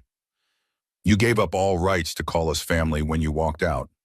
Jack felt the familiar anger rising, 3 years of single parenthood, of explaining to Sophie why her mother never called, of working 2 summer jobs to make ends meet. You don't get to waltz back now that there's money in the picture. Rachel's smile hardened. I have excellent lawyers who disagree. They think a judge might be very interested in how Sophie's life has been disrupted by reporters and paparazzi. How her father's new girlfriend brings unwanted attention and potential security risks. We've stopped seeing each other. Jack admitted the words like acid on his tongue. That gave Rachel pause. Really, that was fast. It was because of Sophie, Jack met her gaze directly. Because I'll do anything to protect our daughter, including ending a relationship that brought media attention we didn't want. Something flickered across Rachel's face, disappointment perhaps at seeing her leverage evaporate. How noble, but it doesn't change the fact that I want to be part of Sophie's life again. After 3 years of complete silence, Jack couldn't keep the bitterness from his voice. She's not a toy you can set aside and pick up again when it suits you. People change, Jack. For the first time, Rachel's composure cracked slightly. I've been in therapy. I've worked through some things. I miss her. Jack studied his ex-wife, trying to discern sincerity from manipulation. If you genuinely want to reconnect with Sophie, we can discuss supervised visits. But if this is about Olivia Morgan or money, you are wasting your time. We'll see. Rachel pushed away from the car. My lawyer will be in touch about visitation. And Jack, if you're lying about ending things with the Morgan heiress, I'll know. The press follows her everywhere. She walked away, leaving Jack with a familiar hollow feeling in his stomach. He needed to warn Olivia that Rachel was in town, but reaching out felt dangerous, like reopening a wound that had barely begun to scab over. The next 2 weeks passed in a haze of anxiety. Rachel's lawyer sent formal paperwork requesting visitation rights with thinly veiled threats about pursuing full custody if her reasonable requests were denied. Jack's publisher sent a revised contract with significantly reduced terms. The department chair position was given to a new teacher with less experience but fewer complications. Jack tried to shield Sophie from his stress, but she grew increasingly withdrawn, asking about Olivia daily. The telescope remained in its box, untouched. The elaborate dollhouse gathered dust in the corner of her room. Then came the article in the Boston Herald, Morgan heiress, heartbroken after teacher's rejection. The piece included quotes from sources close to Morgan, claiming Jack had ended the relationship abruptly when he realized the extent of her wealth, suggesting he had been intimidated by her success. Accompanying photos showed Olivia leaving her office building, looking composed but tired, and Jack hurrying into school with Sophie, his expression harried. Jack read the article with growing disbelief. Who would leak such a story? It painted him as shallow and insecure, unable to handle a successful woman. Even worse, it contradicted his claim to Rachel that the relationship had ended due to media attention, potentially reigniting her custody threats. His phone buzzed with a text from Olivia. I had nothing to do with that article. My PR team is investigating the source. Before he could respond, another text arrived. I miss you both terribly. Jack stared at the message, his heart constricting. He missed her too, her laugh, her thoughtful questions about his day, the way she listened to Sophie's endless stories with genuine interest. But reaching out felt impossible now, with Rachel watching his every move and his career hanging in the balance. The following Saturday, Jack took Sophie to the park, hoping fresh air might lift her spirits. She played half-heartedly on the swings, lacking her usual enthusiasm. As Jack pushed her gently, a familiar silver Audi pulled into the parking lot. His heart stuttered as Olivia emerged dressed casually in jeans and a sweater, sunglasses hiding her eyes. Sophie spotted her immediately, jumping from the swing and running across the grass. Olivia, you came back. Olivia knelt to catch Sophie in a hug, holding her tight for a long moment. When she straightened, she removed her sunglasses, revealing eyes rimmed with shadows that suggested sleepless nights. I'm sorry to intrude, she said as Jack approached cautiously, but I needed to see you both, to explain. Explain what? Jack kept his voice neutral, aware of other parents nearby who might recognize Olivia despite her attempt at anonymity. Not here, Olivia glanced around the park. Can we go somewhere private? It's important. They ended up at a small cafe several blocks away, tucked into a corner booth. Sophie colored contentedly with crayons provided by the waitress, while Jack and Olivia spoke in hushed tones. Andrew went to see Rachel. Olivia revealed without preamble. My security team tracked his movements. He's the one who told her about our relationship, who suggested she might have grounds for a custody case. He's been feeding her information, possibly even paying her legal fees. Jack felt as though the floor had dropped away beneath him. Why would he do that? To separate us? Olivia's voice was tight with controlled anger. He believes you're a distraction from my responsibilities to the company. And he's always been protective sometimes to the point of manipulation. How did you find out? I had him followed after our conversation, Olivia admitted. I knew he'd approached you and it made me suspicious. His assistant confirmed it when I confronted her. She booked the meeting with Rachel arranged everything. Jack tried to process this new information. So Rachel might not actually want custody? This could all be your brother's orchestration? I think Rachel is opportunistic, Olivia replied carefully. Andrew gave her an opportunity and she took it. But I don't believe she genuinely wants to be Sophie's mother again. Her lawyer hasn't filed any further paperwork since your conversation in the school parking lot. Hope flickered briefly in Jackie's chest, then died. It doesn't change anything. The media attention, the effect on my career, Sophie's stability, those concerns are still real. That's the other thing I came to tell you. Olivia leaned forward, her expression intense. I've taken a leave of absence from Morgan Global, effective immediately. Jack stared at her in shock. You what? But the company will survive without me for a few months, Olivia finished. My father is stepping back in temporarily while I figure things out. I told the board I needed time for personal reasons. Olivia, you can't just walk away from your responsibilities because of us, Jack protested. That's exactly what Andrew was worried about. I'm not walking away, she countered. I'm taking time to restructure my life in a way that allows for both my professional responsibilities and personal happiness. I've been living for the company for so long, Jack. Meeting you and Sophie showed me what I've been missing. Sophie looked up from her coloring. Are you coming back to our house, Olivia? The simple question hung in the air between them. Olivia met Jack's gaze, a question in her eyes. It's not that simple, Soph, Jack began, but Olivia interjected gently. I would like to very much, Sophie, but your dad and I need to figure some things out first. Jack felt torn between hope and fear. The media attention won't just disappear because you're on leave. But it will lessen, Olivia argued, and I've had an idea about that. What if we controlled the narrative? What do you mean, an exclusive interview with a respected journalist? On our terms, in a controlled environment. We explain our relationship honestly, address the publicity concerns directly, and make it clear that we're ordinary people despite my family name. Jack considered the suggestion. And you think that would help? It might, Olivia admitted. At least it would allow us to present the truth instead of letting others speculate. Sophie tugged at Jack's sleeve. Daddy, can Olivia come see my new painting? I made it for her. The hope in his daughter's eyes was Jack's undoing. Despite his reservations, he couldn't deny how much Olivia's absence had affected Sophie, had affected them both. We'll talk more about this, he told Olivia. But yes, you can come see the painting, if you'd like to. The relief on Olivia's face was palpable. I'd like that very much. The drive back to Jack's apartment was tense with unspoken words. Sophie chattered happily from the back seat, oblivious to the adult's complicated emotions. When they arrived, Olivia hesitated in the hallway, as if uncertain of her welcome in a space that had once felt like a second home. Sophie's painting turned out to be a colorful depiction of three figures holding hands, a tall man, a small girl, and a woman with unmistakably auburn hair. It's us, she explained proudly, for when we can all be together again. Olivia knelt to examine the artwork, blinking rapidly against tears. It's beautiful, Sophie, the best painting I've ever seen. While Sophie showed Olivia her other recent creations, Jack made coffee, his mind racing. The revelation about Andrew changed things, but not everything.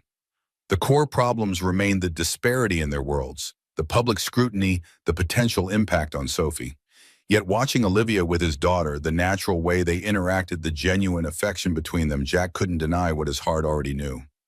They were building something meaningful, something worth fighting for. When Sophie went to her room to find a book she wanted to show Olivia, Jack finally voiced the question that had been troubling him. Did you mean it about taking leave from the company? Olivia nodded, cradling her coffee mug between her palms. The paperwork was signed yesterday, 3 months initially with the option to extend. Won't that damage your position? Your authority? Why? Perhaps, she acknowledged, but the company existed before me and will continue after me. My father built it to withstand transitions. And I'm not irreplaceable, though. Don't tell the board I said that. The hint of humor was welcome, easing the tension between them. Jack found himself smiling despite everything. What will you do with your time off? I have some ideas, Olivia replied. A few projects I've wanted to explore, mainly involving education funding for underprivileged schools. Jack raised an eyebrow. Nothing to do with a certain English teacher, I hope. The connection is purely coincidental. Olivia's lips curved upward. Though I might need an expert consultant. The moment of lightness faded as Jack returned to more serious concerns. What about Andrew and Rachel? I've confronted Andrew. Olivia's expression hardened. He admits to contacting Rachel but claims he was just investigating potential threats to me. As for Rachel, I think she'll lose interest once she realizes there's no easy money to be had. Unless she genuinely wants to reconnect with Sophie, Jack pointed out. Do you believe that's her motivation? Jack considered the question carefully. No, but I can't legally deny her the chance to try, not without evidence that she's harmful to Sophie. Olivia hesitated, then spoke carefully. My security team has compiled a file on Rachel's activities over the past 3 years. Nothing illegal or invasive, just public records. If it would help, the offer hung between them, tempting in its potential to solve his Rachel problem, yet troubling in its implications. I don't know if I'm comfortable using your resources that way. It feels manipulative. I understand. Olivia didn't press the issue. It's there if you need it, that's all. Sophie returned with an armful of books, climbing onto the couch between them, as if reclaiming her rightful place. For the next hour, they took turns reading stories, the familiar ritual restoring a sense of normalcy that had been missing for weeks. When Sophie finally fell asleep, her head resting against Olivia's shoulder, Jack carefully carried her to bed. Returning to the living room, he found Olivia standing by the window, gazing out at the modest view of neighboring buildings. I should go, she said softly. We both have a lot to think about. Jack moved to stand beside her close enough to catch the familiar scent of her perfume. Thank you for coming today, for telling me about Andrew. I couldn't let you believe I'd leaked that story. Olivia turned to face him, or that I'd given up on us. The sincerity in her eyes made Jack's resolve waver. I never wanted to end things, Olivia. I just couldn't see a way forward that didn't hurt Sophie. And now I'm not sure, he admitted. But I know that walking away from you has been like losing a limb, for both of us. Olivia reached out hesitantly, her fingers brushing his. Then perhaps we can find a middle pain. Something between the fishbowl of my world and complete separation. The interview idea has merit, Jack acknowledged. At least it would let us define the terms of public knowledge. Think about it, Olivia suggested. No pressure, no timeline. I'll be here taking my sabbatical, figuring out my own path forward. As she prepared to leave, Jack found himself reluctant to let her go. Have dinner with us tomorrow. Nothing fancy, just family time. The word family hung in the air between them, weighted with meaning. Olivia's smile was soft, hopeful. I'd like that very much. After she left, Jack sat on the couch for a long time thinking about second chances and difficult choices. He still had no clear answers, but for the first time in weeks, he felt hope flickering to life again. The following morning, Jack woke to his phone buzzing with a text from an unknown number. The message contained only a link to a new article. With a sense of dread, he clicked it open. Exclusive: Morgan Global CEO steps down amid romance scandal, the headline blared. The piece detailed Olivia's leave of absence, speculating wildly about her relationship with an unidentified high school teacher, and quoting anonymous board members concerned about her commitment to the company. Before Jack could process this new development, another text arrived, this one from Olivia. Have you seen it? I'm so sorry. This wasn't how I wanted the news to break. As Jack formulated a response, his doorbell rang. Through the peephole, he saw not Olivia, but Andrew Morgan, looking distinctly uncomfortable in the modest hallway of Jack's apartment building. Jack opened the door cautiously. This is unexpected. Andrew straightened his designer tie, clearly ill at ease. May I come in? I believe we need to talk. Jack hesitated, then stepped back to allow Olivia's brother into his home, wondering what new complication this visit would bring to their already tangled situation. Andrew surveyed the apartment with barely concealed disdain, taking in the mismatched furniture and modest proportions. "I'll be brief. My sister is making a catastrophic mistake, and I need your help to prevent it." "If you mean her leave of absence, I had nothing to do with that decision," Jack countered. "It was entirely Olivia's choice." "A choice influenced by her infatuation with you." Andrew's tone was accusatory. "The board is in an uproar. Investors are nervous. 3 generations of Morgan leadership are being undermined because my sister is having a midlife crisis." "Olivia is 32, Jack pointed out dryly. "Hardly midlife." "This isn't a joke," Andrew snapped. "This is about billions of dollars and thousands of jobs. About our family's legacy." Jack crossed his arms, his patience wearing thin. "What exactly do you want from me?" "I want you to end it," Andrew stated bluntly, "completely and definitively. Make it clear to Olivia that there's no future for you together, that your worlds are too different." "Like you tried to orchestrate with Rachel," Jack challenged. "How did that work out for you?" Andrew had the grace to look slightly abashed. "I admit that was misjudged, but my concerns remain valid. You and Olivia come from different worlds. This relationship can't succeed long-term." "That's not your decision to make," Jack replied firmly, "or mine, frankly. It's Olivia's choice how she balances her personal and professional lives." Andrew's expression hardened. "You don't understand what's at stake. Our family has built something that matters, something larger than individual happiness. Olivia has responsibilities she can't just set aside for." The apartment door opened, interrupting Andrew mid-sentence. Sophie entered, rubbing sleep from her eyes. "Daddy, who's talking?" Andrew fell silent, staring at the little girl in unicorn pajamas as if she were an alien life form. Sophie stared back, curious but unintimidated. "You look like Olivia," she observed with a child's directness. "Are you her brother?" She said, "You don't smile enough." Despite everything, Jack had to suppress a laugh at the startled expression on Andrew's face. "Sophie, this is Mr. Morgan. He was just leaving." Andrew recovered his composure with visible effort. "Actually, He knelt awkwardly to Sophie's level. "Yes, I'm Olivia's brother, Andrew." "I'm Sophie," she replied solemnly. "I'm 6, almost 7.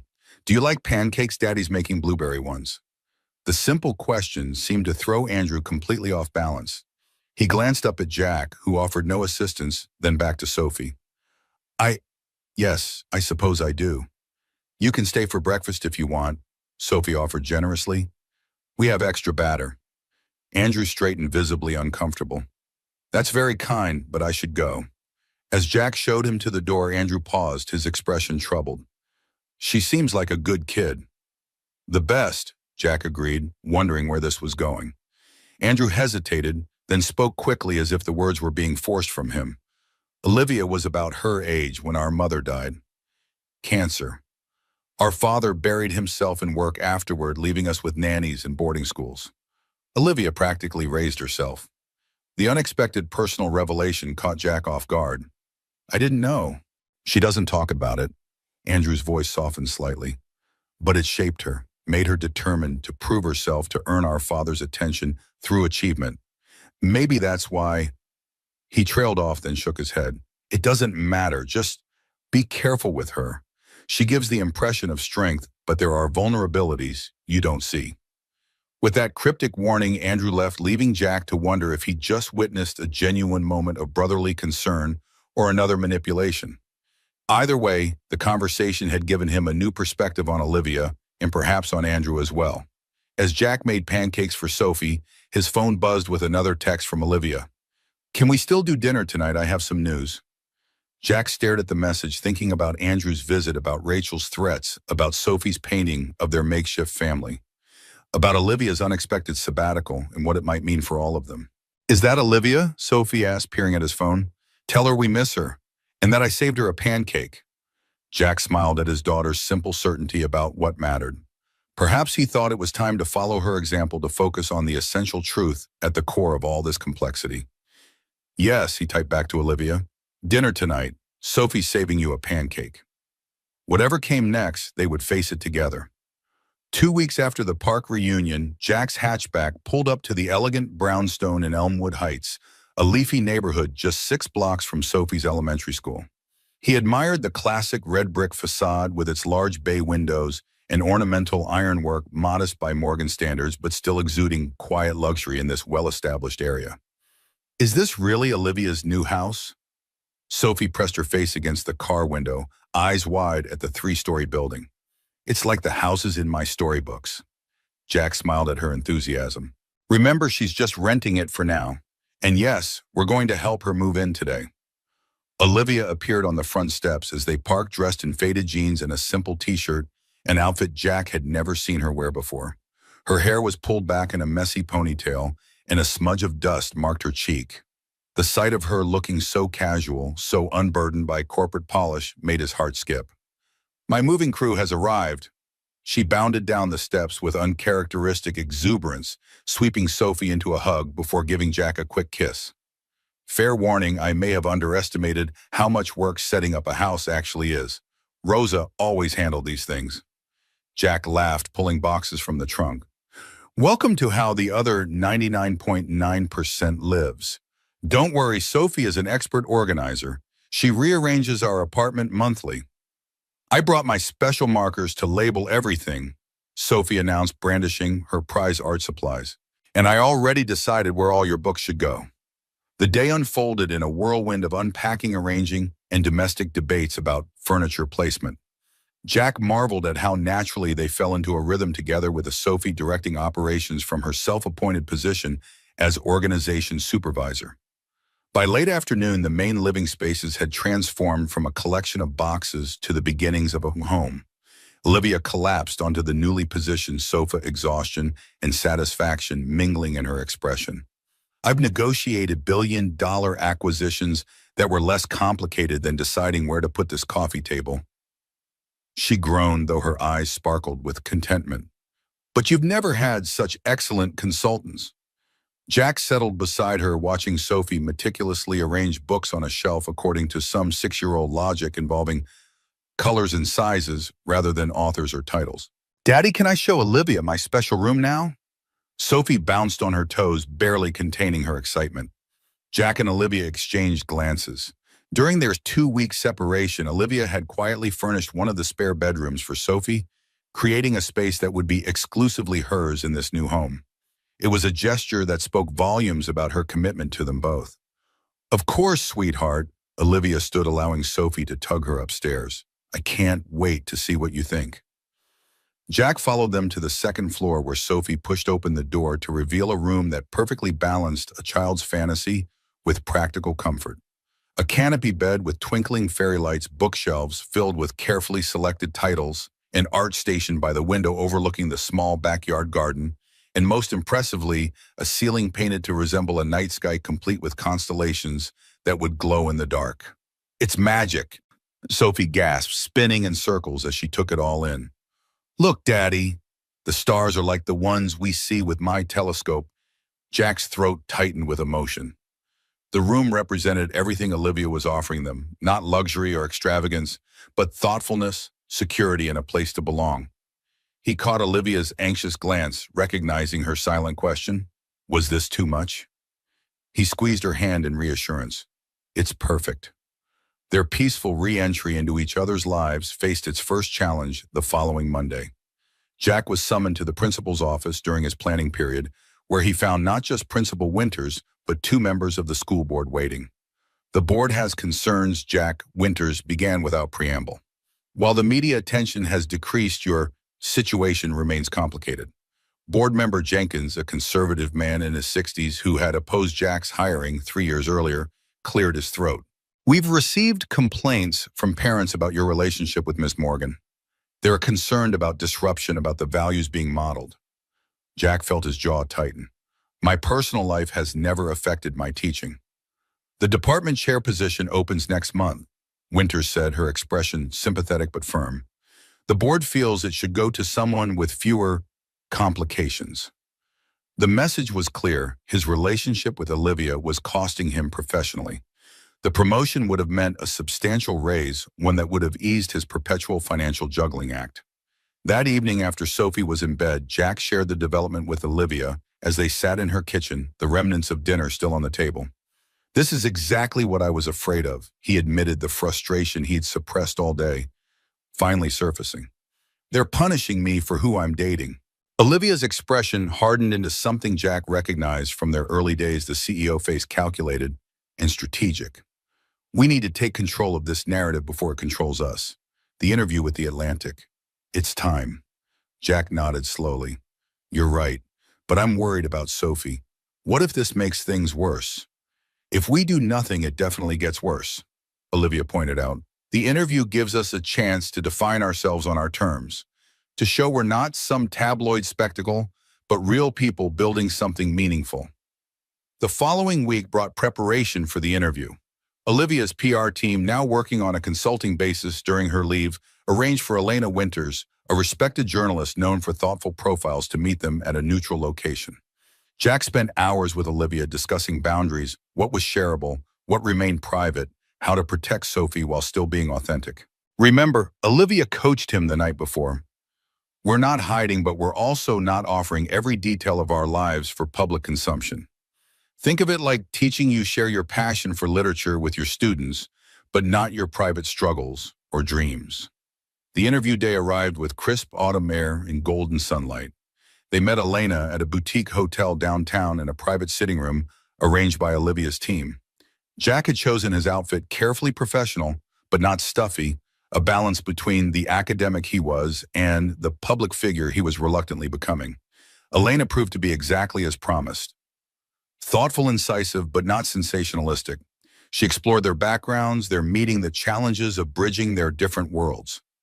When she asked about Sophie, Jack appreciated her sensitivity and respect for their boundaries. "Children need stability," he told her. "Everything we've done has been with Sophie's well-being as our primary concern." The most challenging moment came when Elena asked directly about their future. "Where do you see this relationship going? Are there wedding bells in the future for the Morgan heiress?" Jack glanced at Olivia, momentarily at a loss. They hadn't discussed marriage, though the thought had certainly crossed his mind in quiet moments. Olivia's response was graceful yet genuine. "We're building something meaningful together. That includes Sophie, who is central to both our lives. The shape that ultimately takes will be decided privately, not by public expectation or timeline." When Elena left 3 hours later, Jack felt both drained and relieved. "That was intense. Do you think it will help?" "Elena's reputation is impeccable," Olivia assured him. "If anyone can present us fairly, it's her." The 3 weeks of waiting for the article to be published stretched Jack's nerves to the breaking point. Rachel's lawyer sent increasingly aggressive letters demanding expanded visitation rights, citing the unstable living situation created by Jack's relationship with Olivia. The school board remained distant, and whispers among his colleagues suggested the department chair position had already been promised to a newer teacher with an Ivy League pedigree, but far less classroom experience. When the article finally appeared online one Tuesday morning in late October, Jack read it with his heart in his throat. Olivia looking over his shoulder in her kitchen before work. Beyond headlines, The Reality of Dating a Morgan by Elena Winters. Jack Reynolds doesn't fit the mold of what tabloids might expect for billionaire CEO Olivia Morgan. The high school English teacher and single father speaks passionately about American literature, his 6-year-old daughter's artistic talents, and the novel he's been writing for 5 years. What he doesn't mention until prompted is how his life intersected with one of America's wealthiest businesswomen. "It wasn't about her position or background," Reynolds explains of their first meeting. "It was about seeing someone who needed simple human connection. My daughter noticed her first, actually." For her part, Morgan, who recently took a leave of absence from her position at Morgan Global Investments, speaks with refreshing candor about the challenges of living life under constant scrutiny. "Privacy becomes a luxury you can't buy," she admits. "What Jack and his daughter gave me was the gift of being seen as a person, not a portfolio." The article continued with thoughtful exploration of their different backgrounds, the media circus that had erupted around them, and their commitment to creating stability for Sophie. It concluded with a direct appeal. As our conversation ends, what lingers is not the sensation of unlikely worlds colliding, but rather the impression of three people, a teacher, a Sawo, and a remarkably perceptive 6-year-old, creating something genuine in a world that often prioritizes spectacle over substance. Perhaps the greatest kindness readers could offer this family is simply the space to define themselves on their own terms. It's perfect, Jack breathed, relief washing over him. She captured exactly what we wanted to convey. The impact was immediate and largely positive.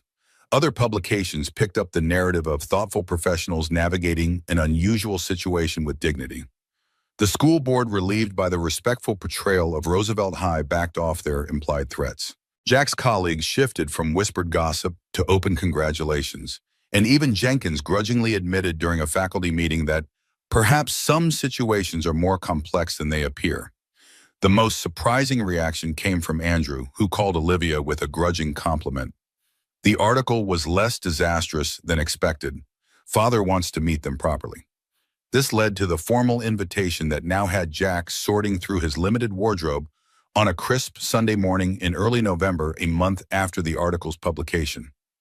"What exactly does one wear to dinner with a billionaire?"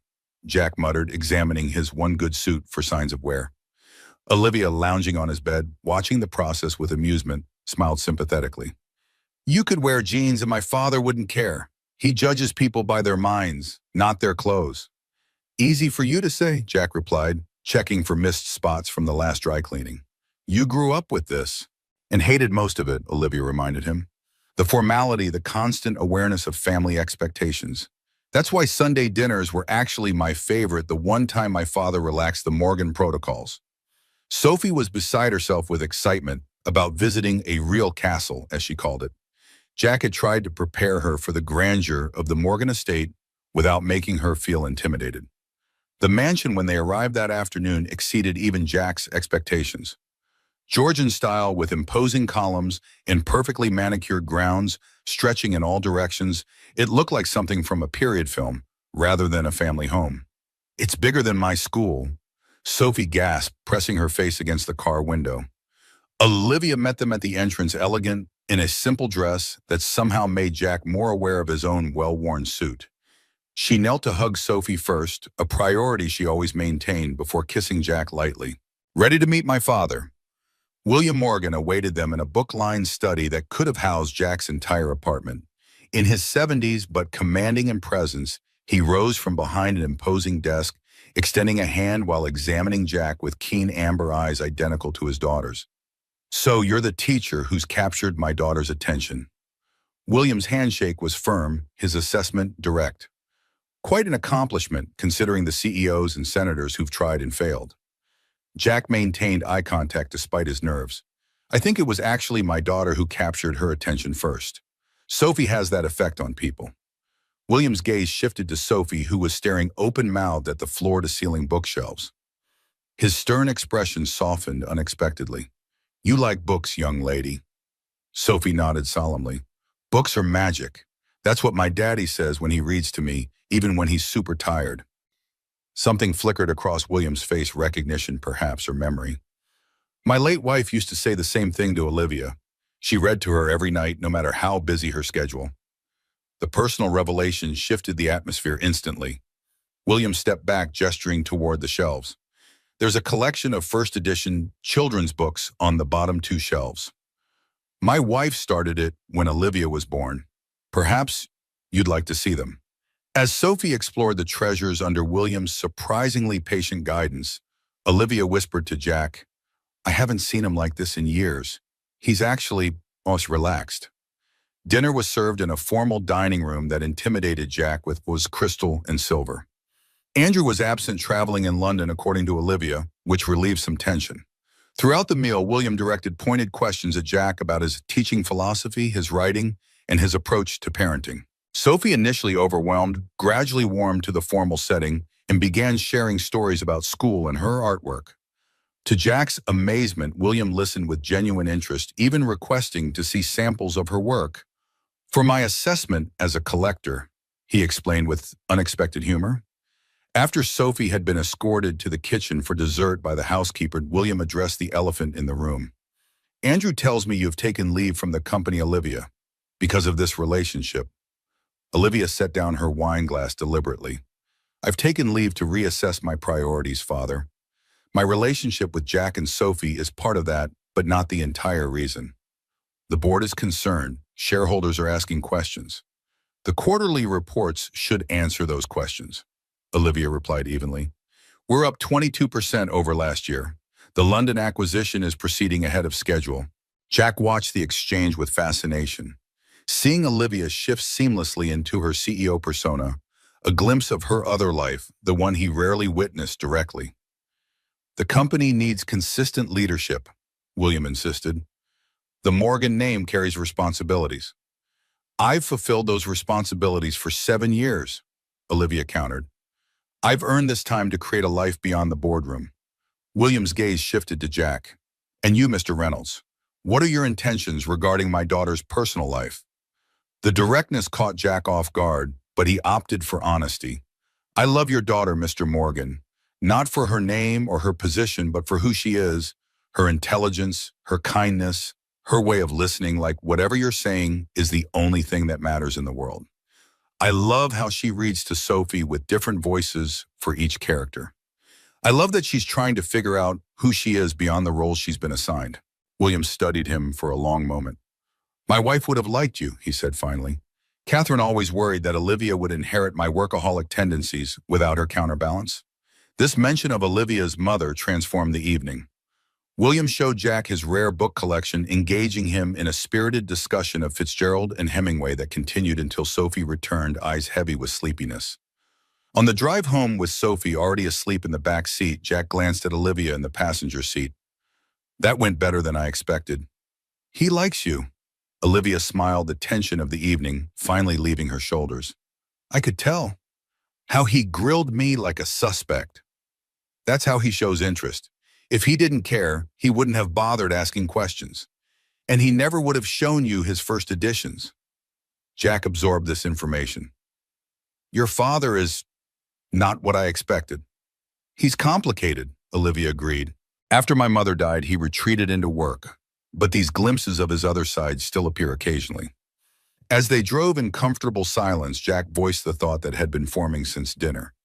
I meant what I said to your father. I do love you, Olivia. Olivia reached across the console to take his hand. I love you too, both of you, more than I thought possible. Their moment of connection was interrupted the following morning by a call from Jack's lawyer. Rachel had escalated her demands, now seeking full custody on the grounds that Jack's relationship with Olivia created an unstable environment with unnecessary media attention and exposure to extreme wealth, creating unrealistic expectations. The custody hearing was scheduled for December 15th, just 3 weeks away. Jack's lawyer, a competent but overworked public defender, warned that Rachel had retained Carmichael and Stein, a firm known for aggressive tactics in high-profile custody cases. When Jack shared the news with Olivia that evening, her reaction surprised him. Rather than the strategic problem-solving he'd come to expect, she broke down in tears. This is my fault. She gripped the counter in her kitchen knuckles white. If it weren't for me, Rachel wouldn't have any grounds to threaten you. Jack had never seen Olivia so vulnerable, so stripped of her usual confidence. This isn't on you, he insisted, wrapping his arms around her. Rachel is opportunistic, she always has been. She's using you as an excuse, but she doesn't actually care about Sophie's welfare. As December approached, they prepared for the hearing with growing anxiety. Jack gathered character references from colleagues and documentation of his parenting history. Olivia hired a private investigator, despite Jack's initial reluctance to document Rachel's activities over the past 3 years, sporadic employment, frequent relocations, and complete lack of contact with Sophie. Sophie, perceptive as always, noticed the tension despite their attempts to shield her. Are you worried about Mommy taking me away? She asked one evening as Jack tucked her in.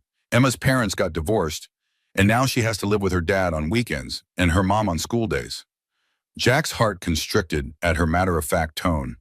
I'm doing everything I can to make sure that doesn't happen, Soph. You belong with me. And with Olivia too, Sophie added sleepily. We're a family now. The simple declaration lingered in Jack's mind as the hearing date approached. They had indeed become a family gradually, and then suddenly building connections that felt more substantial than any legal definition. The morning of December 15th arrived with a light snowfall that dusted the city in white. Jack dressed Sophie in her nicest clothes, trying to project a calm he didn't feel. They would meet Olivia at the courthouse, a calculated decision to avoid arriving together and potentially supporting Rachel's claims. The courthouse loomed imposing and cold, its marble halls echoing with footsteps. Rachel was already there with her attorney looking polished, in a conservative suit that bore little resemblance to the bohemian graduate student Jack had married. Olivia arrived minutes later, deliberately understated in a simple blue dress, her hair pulled back modestly. She squeezed Jack's hand briefly before kneeling to hug Sophie. "Remember what we practiced?" she whispered. "Just tell the truth about what makes you happy."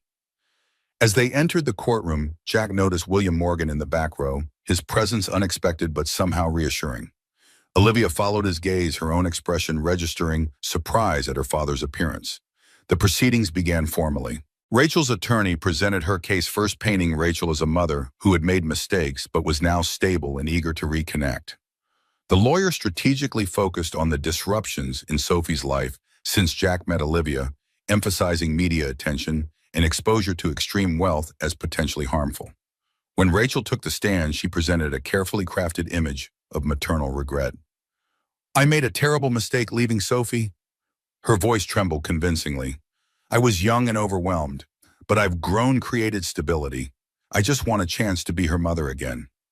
During cross-examination, Jack's lawyer attempted to highlight Rachel's extended absence, but Rachel had clearly been well coached. "I was afraid to reach out before I could offer Sophie consistency," she explained smoothly. "It wouldn't have been fair to disrupt her life without being able to provide stability." When Jack testified, he focused on concrete examples of his parenting, helping with homework, creating routines fostering Sophie's interests. He spoke honestly about Olivia, emphasizing how she had respected his parenting decisions and formed a genuine bond with Sophie. Rachel's attorney was aggressive during cross-examination. "Isn't it true that your relationship with Olivia Morgan has brought unwanted attention to your daughter, that photographers have attempted to speak with her at school?" Jack acknowledged the incidents but emphasized the steps they had taken to shield Sophie, including the controlled interview that had largely resolved the media interest. The judge seemed unconvinced. "Mr. Reynolds, while I appreciate your efforts, your association with a high-profile figure has created complications in your daughter's life. These are legitimate concerns for the court." Jack felt the case slipping away. As his testimony concluded, he returned to his seat beside Olivia, despair growing within him. "The court calls Olivia Morgan," the judge announced unexpectedly. They hadn't planned for Olivia to testify. Their strategy had been to minimize her role to avoid playing into Rachel's narrative. Olivia squeezed his hand reassuringly before approaching the stand. On the witness stand, Olivia was the picture of composed sincerity. When asked about her relationship with Sophie, her answer was measured yet heartfelt. "Sophie is an extraordinary child, creative, empathetic, and remarkably perceptive. From our first meeting when she complimented my hair in a restaurant, we've developed a genuine connection based on mutual respect." "And are you aware of the concerns raised regarding your relationship with Mr. Reynolds bringing unwanted attention to Sophie?" "I am," Olivia acknowledged. "That's why I've taken concrete steps to address those concerns. I've established a residence separate from my penthouse to provide a more normal environment. I've taken leave from my position at Morgan Global specifically to ensure my professional responsibilities don't interfere with the stability Sophie deserves." The judge raised an eyebrow. "You've taken leave from your position as CEO because of this relationship?" "Because of my priorities," Olivia clarified. "Sophie and Jack have shown me what it truly matters: family connection, being present for the people you love. I grew up with a father who often chose work over family. I've seen firsthand the cost of that choice, and I refuse to repeat it." Rachel's attorney attempted to undermine Olivia's testimony, suggesting her wealth created unrealistic expectations for a child. Olivia countered each point with thoughtful responses. "Money doesn't define love or family," she stated firmly. "Jack has taught me that. He's rejected my financial assistance repeatedly, insisting on maintaining his independence. What matters to Sophie isn't material possessions, but consistency, honesty, and genuine attention." The final witness was Sophie herself, interviewed privately in the judge's chambers. When she emerged 30 minutes later, she ran straight to Jack and Olivia. "I told the judge that you're my daddy forever," she whispered to Jack, "and that Olivia reads better princess voices than anyone." During a brief recess before the judge's ruling, William Morgan approached them in the consultation room. "I took the liberty of speaking with the judge during lunch," he announced without preamble, "as an interested party concerned about my granddaughter's welfare." Jack stared at him in confusion. "Sophie isn't your granddaughter." William's expression remained impassive. "Not yet, perhaps, but I've made my intentions clear regarding your family's future integration with the Morgan name." He straightened his already perfect tie. "I also shared some information about Miss Lawrence that my investigators uncovered. Nothing improper, merely public records the court might find relevant." Before Jack could process this intervention, they were called back to the courtroom. The judge reviewed his notes thoughtfully before delivering his decision. "Having considered all testimony and evidence, I find that Sophie Reynolds' best interests are served by remaining in the primary custody of her father, Jack Reynolds." Relief flooded through Jack as the judge continued granting Rachel limited, supervised visitation with potential for gradual increase if she demonstrated consistency. Outside the courthouse, Sophie skipped between Jack and Olivia, the morning's tension already forgotten. Rachel passed them on her way out, pausing briefly. "This isn't over," she began, but William Morgan stepped forward, his imposing presence effectively silencing her. "I believe it is, Miss Lawrence." His tone was pleasant but carried unmistakable authority. "Unless you'd prefer my legal team to explore certain inconsistencies in your recent financial activities." Rachel paled visibly before hurrying away. Jack turned to William, uncertain whether to feel grateful or disturbed by his intervention. "That was effective," he managed. William straightened his cuffs. "The Morgan family protects its own, Mr. Reynolds, something you might as well begin to understand." As William departed, Jack absorbed the implications of his statement. The Morgan family protects its own, and somehow, improbably, he and Sophie had been granted inclusion in that designation.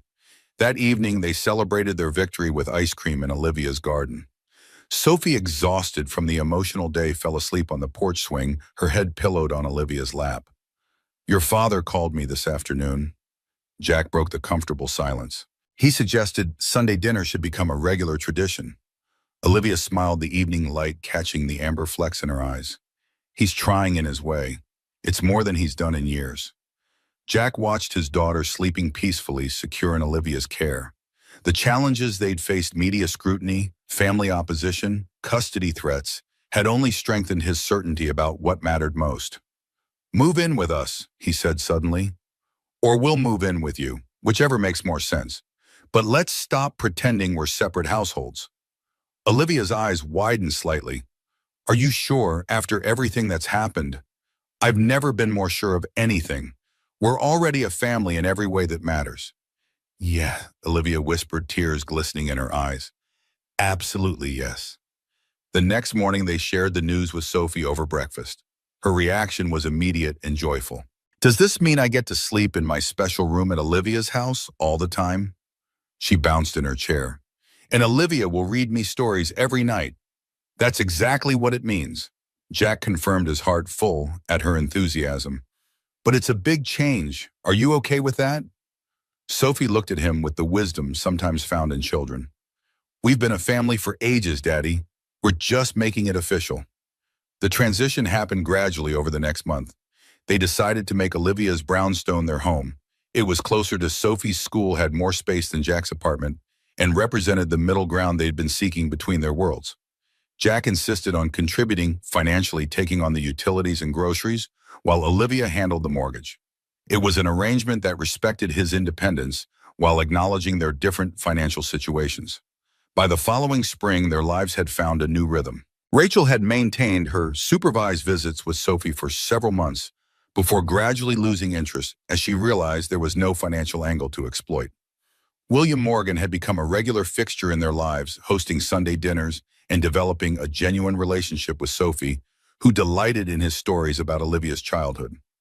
Andrew remained more distant, though civil, especially after Olivia returned to Morgan Global on her own terms, working 4 days a week with no evening meetings, maintaining boundaries that had previously seemed impossible. Jack's novel series had found success beyond his expectations, allowing him to reduce his teaching load to part-time. He'd been promoted to department chair after all the school board's concerns evaporating in the face of his literary achievements and the stabilization of his personal life in the public eye. 1 year after the custody hearing, they gathered in the backyard of the brownstone to celebrate Sophie's 7th birthday. Friends from school, Jack's colleagues, and even William Morgan mingled comfortably as Sophie proudly showed off her art studio, a converted garden shed that had been Olivia's birthday gift. "She's flourishing," William observed, watching his granddaughter with obvious pride. "Catherine would have adored her." Jack nodded in agreement. "We're thinking of adding to the family," he admitted. "Olivia and I have been discussing it. Sophie keeps asking for a sibling." William smiled, a genuine expression that had become more common over the past year. "The Morgan line continues then, though perhaps with less emphasis on corporate takeovers and more on literature and art." "Is that disappointment I hear?" Jack asked, surprised by William's openness. "Evolution," William corrected. "The best family legacies adapt. Olivia is happier than I've seen her since Catherine died. That's worth more than any business achievement." Later that evening, after the party had ended and Sophie had fallen asleep surrounded by new books and art supplies, Jack found Olivia in their bedroom examining a small velvet box. "What's that?" he asked, though he suspected he knew. "I was going to wait until your birthday next month," Olivia admitted. "But after today, seeing everyone together, our family complete." She opened the box to reveal a simple platinum band. "I thought perhaps you might want to make things truly official." Jack raised an eyebrow. "Isn't this traditionally my role?" Olivia laughed softly. "When have we ever been traditional? Besides, I've never been good at waiting once I've made a decision." Jack took the ring, examining it in the soft lamplight. "No diamond the size of a small country." "I considered it," Olivia admitted with a grin. "But then I remembered who I was asking. This seemed more fitting, simple, strong, unadorned, but valuable." Jack slid the ring onto his finger, finding it fit perfectly. "How long have you been planning this?"